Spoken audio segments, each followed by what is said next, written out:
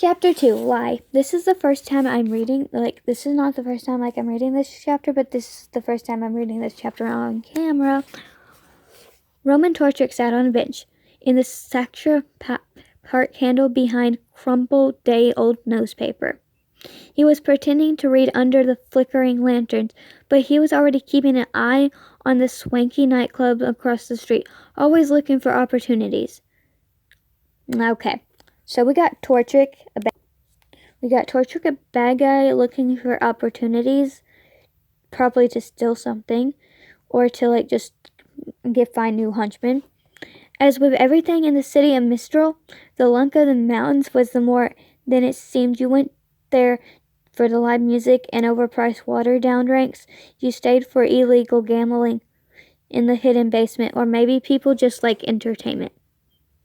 The star attraction of the club, Honey Wine, was to die for, or at least she was capable of leading you into your death. She was a powerful semblance, one of those special abilities some people had to often seem like magic. Her solitary voice had an extra-action effects on others, especially when she sang. It lowered people's inheritance and made them feel good. Even while they were being taken for everything, they had just brief snatches of the song. Roman caught whenever they were open filled with longing for something he could put a name to, and convinced he wouldn't find it in the club.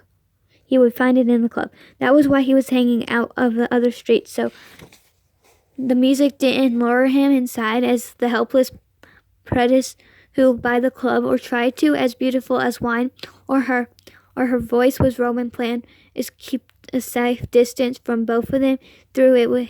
He was only 18 years old. He already heard enough empty promises in his life. So he's one of those people that has learned about empty promises, that he knows somebody promises something and then it doesn't get delivered. So I know how that feels like because there has been some of those in my life. Another red-faced sucker was stumbling out on the club. Now he was green, overcoated, looked expensive and comfortably warm, and just about Roman size. He wanted that coat. Winter had come to Mistral, and the nights were getting colder. At this rate, he would freeze before he starved to death. But he would come close race to end. More than that, Roman was itching for action. He had enough of sitting around waiting for something to happen. He needed to be out there, making things happen. He dropped the newspaper on the ground and grabbed his wooden cane and got up to follow his mark. Then the man just missed getting hit by a car, and crossed towards the park side of the street. He was a perfect victim, disordinate and obviously wealthy and stupid. Roman altered his course to leave the park of the crosspaths.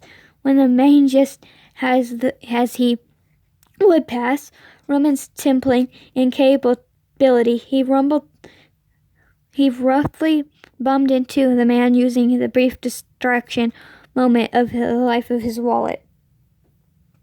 With him none of the wiser. "Watch it," the man muttered, and stumbled on towards the stairs leading the upper levels.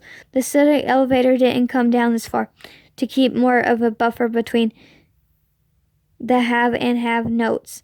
I was your business if you wanted to engage in illegal activities. In Mistral below, and people from the base of the mountain had no business topside. "I sure will," Roman said cheerfully. This guy was one of those snobs who spent his nights at his money on lower levels, but had no respect for people who actually lived there, like Roman. The sort of attitude was one of these things that made the rich so easy to steal from.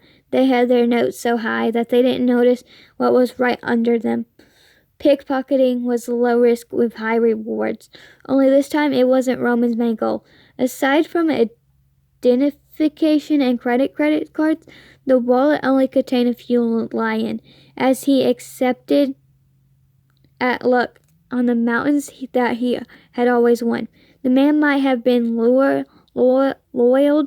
into buying too many drinks, or he had a bad night at the tables, which was about to get worse. Roman waited until the man had turned the corners onto a less busy street and hurried after them.